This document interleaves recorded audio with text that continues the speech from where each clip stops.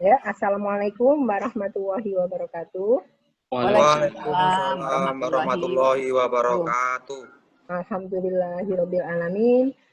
Rabbi shrah li sadri wa yassir li amri wahlul 'uqdatam min lisani yafqahu qawli. Puji syukur kehadirat Allah Subhanahu wa taala. Siang ini kita bisa bersilaturahim dengan Bapak Ibu dari Universitas Muhammadiyah Yogyakarta dan dari Universitas Muhammadiyah Purwokerto. Terima kasih perhatian dan kerjasamanya sehingga siang ini kita bisa berkumpul bersama dalam acara fokus group discussion dengan tema flourishing atau kebahagiaan dosen di lingkungan perguruan tinggi Muhammadiyah. Sebelum acara ini kita mulai, marilah kita buka dengan membaca basmalah bersama-sama. Bismillahirrahmanirrahim. Acara ini, terima kasih Bu Lini sudah hadir juga. Jadi pembicara dalam kegiatan FGD ini ada 3 orang, yaitu Ibu Dr. Else Maria Rosa SKM MKes, Bapak Dr. Aris Fauzan SAGMA, dan Ibu Rini Yumi Astuti SEMSI. Ketiga-tiganya adalah dosen dari Universitas Muhammadiyah Yogyakarta. Untuk pembicara pertama, nanti akan dipresentasikan oleh Ibu Dr. Else Maria Rosa SKM MKes. Sebelumnya saya akan bacakan kurikulum kita sedikit dari Ibu Else Maria Rosa yang CV-nya berlembar ini. Beliau adalah Ibu Dr. Else Maria Rosa SKM MKes, menempuh pendidikan S1 S2 dari UI, S3 dari Universitas Negeri Jakarta. Kemudian saat ini beliau adalah dosen di program studi Magister Administrasi Rumah Sakit Program Pascasarjana Universitas Muhammadiyah Yogyakarta. Kemudian beliau memiliki banyak pengalaman di bidang penelitian, pengabdian masyarakat, dan ini adalah salah satu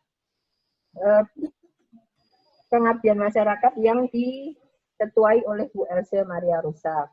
Selanjutnya, tanpa berpanjang kata lagi, monggo Bu Else Maria Rosa, silakan mempresentasikan tentang konsep flourishing atau kebahagiaan, dipersilahkan.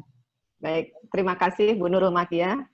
Alhamdulillah pada siang hari ini saya akan menjelaskan yang merefreshingkan mengenai konsep flourishing yang tentunya informasi yang saya berikan ini tentunya bisa menambah wawasan Bapak Ibu mengenai flourishing. Tapi tentunya bagi yang dari psikologi, flourishing bukan hal yang aneh lagi, tetapi ini tentunya bisa menambah wawasan untuk penerapan di bidang kesehatan.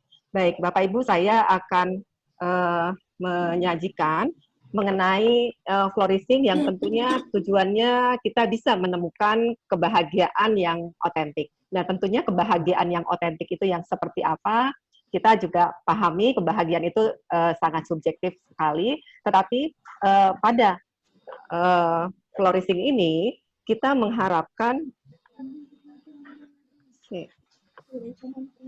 nggak bisa di ini sih. Nah, kita mengharapkan flourishing ini bisa memberikan gambaran lebih konkret pada diri kita sendiri. Kita bisa mengukur flourishing ini sampai sejauh mana kebahagiaan itu ada pada diri kita. Jadi di psikologi, kalau saya boleh ambil dari ilmu psikologi, di psikologi ada psikologi positif, bahwa di psikologi positif itu kebahagiaan adalah tujuan akhir, atau kalau kita lihat dalam suatu penelitian, ini adalah dampaknya dalam suatu atau akibatnya dalam suatu kegiatan. Nah, tentunya kebahagiaan itu bagian dari segala aktivitas, daya upaya atau perjuangan kita dalam hidup, itu hasil akhirnya adalah kebahagiaan. Tetapi permasalahannya sekarang, ada individu yang merasa kebahagiaan itu bukan menjadi tujuan akhir. Jadi sehingga kebahagiaan yang dirasakan itu tidak otentik, jadi masih terkesan sementara. Nah, disinilah makanya Aristoteles menyatakan bahwa perlu ada flourishing dalam diri seseorang, bahwa flourishing itu pada dasarnya adalah hasil akhir dari semua desire atau semua hal yang ada pada diri kita. Dan kita juga ketahui flourishing itu kalau orang psikologi, dia akan menyatakan atau diketahui namanya eudaimonia atau flourish atau happiness. Jadi kalau misalnya Bapak Ibu mendengar kata flourishing, kemudian ada yang menyatakan eudaimonia, itu adalah kata yang sama untuk menyatakan flourish atau menyatakan kebahagiaan. Nah, tetapi flourishing itu lebih tinggi dari sesuatu yang good itu lebih tinggi. Jadi lebih tinggi dari capaian good. Dan di samping itu flourishing itu selalu mengaitkan dengan religius dan belief yang tentunya ini jadi akar dari flourishing. Jadi kalau misalnya kita mau mencapai tingkat kebahagiaan yang tertinggi, konsep religius kita, konsep keyakinan kita pada agama yang kita anut itu menjadi anchor-nya, menjadi dasar kebahagiaan itu. Nah, jadi di sini flourishing pada dasarnya merupakan pengalaman hidup yang dijalankan tentunya dengan baik, dengan sesuai dengan capaiannya, dan tentunya perasaan yang baik ini dan berfungsi secara efektif ini akan meningkatkan kesejahteraan mental dari individu itu sendiri. Dan kita juga mengharapkan dengan flourishing kita tahu bahwa fokusnya bukan hanya happiness saja, tapi psychological well-being. Jadi lebih ke arah kesejahteraan secara psikologis. Seperti itu. Oke. Assalamualaikum warahmatullahi wabarakatuh. Waalaikumsalam warahmatullahi wabarakatuh. Bapak Ibu dimanapun Anda berada, yang terhormat, wabil khusus kepada narasumber Ibu Elsa, Bu Yuni, dan Ibu moderator Bu Nurul Makiyah. Kalau tadi Bu Elsa lebih menekankan pada kuantitatif, saya mungkin lebih pada kualitatif. Kalau kualitatif itu lebih pada bagaimana memaknai, dan itu lebih banyak berkata-kata. Gitu ya. Nah, kalau saya memberi judul Religious Flourishing.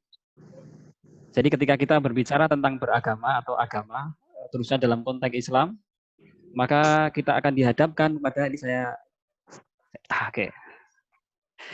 kita dihadapkan pada dua kata. Ketika kita percaya, when we believe in religion, of course, there is two things. Firstly, passion, and yang kedua adalah gratitude. Itu yang terpenting. Karena ketika kita beragama itu, tentu saja kita sudah melakukan, bisa didengar Ibu, Bapak, Ibu? Ini sebentar, masih ada problem ini. Bisa Pak, sudah jelas. Oke. Ternyata materi di ruangan. Ya, ketika kita memilih sebuah agama, ilustrasi yang sering digambarkan di dalam kitab suci Al-Quran, itu seringkali digambarkan dengan gambaran kapal atau perahu. Menjadi orang percaya itu digambarkan ketika kita mengendarai perahu. Dan ketika kita mengendarai perahu, kita dihadapkan dua hal, bersabar dan bersyukur. Mungkin Bapak Ibu pernah berada. Jadi seringkali di dalam perjalanan kita ketika naik perahu atau naik pesawat, disitulah sebenarnya letak syukur dan kesabaran kita. Itu kalau di atas angin ya. Kalau tapi di atas laut, ya ketika kita naik perahu. Di puncak perbedaan hidup dan mati itu kadang-kadang dirasakan ketika seorang berada di atas perahu. Nah, berikutnya, kalau selama ini kita berbicara tentang masalah psikologi, yang seringkali kita sebut adalah hierarki Abraham Maslow. Puncak tertinggi adalah self-actualization, tapi sekarang itu berbeda. Ternyata puncak terendah kebutuhan dasar manusia itu bukan lagi pada psychological needs, tetapi wifi needs, gitu. Kebutuhan wifi. Itu yang dimanapun kita berada, selalu saja pertanyaan ada wifi atau tidak. Ini hierarki yang barangkali mungkin akan muncul atau sebagai tren baru di kalangan masyarakat. Yang ketiga, pembicara ketiga kita adalah Ibu Rini Yuni Astuti dari FEB UMY dan juga BSDM UMY sebagai Kepala Biro SDM. Saya bacakan sedikit kurikulum vitae beliau. Beliau adalah Ibu Rini Yuni Astuti yang memiliki banyak aktivitas sebagai dosen, sebagai trainer, dan juga sebagai konsultan manajemen. Saat ini beliau sedang menempuh S3 di Universitas 11 Maret Solo. Kemudian aktivitas penelitian, aktivitas sebagai konsultan, aktivitas sebagai trainer sangat banyak sekali, juga banyak aktif dalam penyusunan buku, membimbing mahasiswa, dan aktivitas lain yang terkait dengan pengelolaan SDM. saat ini beliau akan mengetengahkan topik tentang flourishing dalam pengelolaan SDM. Dipersilahkan kepada Ibu Rini Yuniastuti, 20 menit dari sekarang. Monggo. Ya, yang penting kita tersenyum dulu Bapak Ibu. Bapak Ibu melihat, Assalamualaikum warahmatullahi wabarakatuh. Waalaikumsalam warahmatullahi wabarakatuh. Ini orang SDM itu harus tersenyum, banyak senyum ini Ibu Nurul Makia ini partner saya di BSDM, waduh luar biasa ya, tekanan dan sebagainya. Tapi Bapak Ibu, monggo ini, tadi Pak Aris Fauzan menyampaikan tentang pantai, tentang laut begitu ya. Nah, background saya ini apa yang Bapak Ibu rasa? Oke, bicara pengelolaan flourishing pada pegawai, saya akan menyampaikan di sini. Kalau bicara mengelola pegawai itu ada 4 yang harus kita kelola begitu ya. Yang pertama adalah pengadaan pegawai atau pengadaan SDM, di mana di pengadaan pegawai atau pengadaan SDM itu ada rekrutmen, seleksi, dan penempatan. Ini yang memang harus dilakukan oleh bidang SDM yang ada di sebuah organisasi apapun. Setelah itu adalah akan bicara tentang pengembangan karir pegawai ya, dari training, dari studi lanjut kalau di perguruan tinggi. Ada juga nanti mungkin promosi kalau itu untuk tendik ya atau hal-hal yang lainnya. Lalu selain itu adalah tadi sudah disampaikan oleh Bu Elsa bahwa ternyata flourishing kebahagiaan itu nanti akan juga mengurangi yang namanya burnout, turnover intention, lalu akan mengurangi mungkin counterproductive behavior. Nah, sehingga di sini akan bisa menjadi bagian dari retensi atau mempertahankan pegawai. Nah, lalu yang terakhir dalam mengelola pegawai itu adalah pemutusan hubungan kerja. Oke, terima kasih semuanya. Sudah cukup nggih Bu Elsa, Pak Aris Fauzan, dan Bu Rini Yuniastuti. Terima kasih pencerahannya siang ini sampai menjelang sore. Bapak Ibu audien juga terima kasih kehadirannya, meluangkan waktu untuk menghadiri kegiatan ini. Kami minta juga dengan hormat untuk mengisi kuesioner dan mengisi pendaftaran bagi yang belum. Kalau yang sudah tidak perlu mengisi lagi Bapak Ibu. Oke. Kemudian Pak Bambang Edi ini sudah pendaftarannya apa?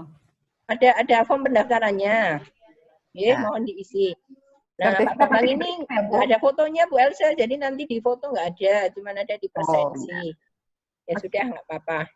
Oke. Sudah cukup. Nanti kita berikan ya Bu. Gimana? Oh ya. Nanti kita berikan. Nanti Ya. di email. Pendaftarnya di mana? Sertifikat saja. Nggih. Mungkin Bu Tika yang baru lulus ada yang mau ditanyakan Bu Tika? Bu Tika sedang pelaris. Iya. Terima kasih.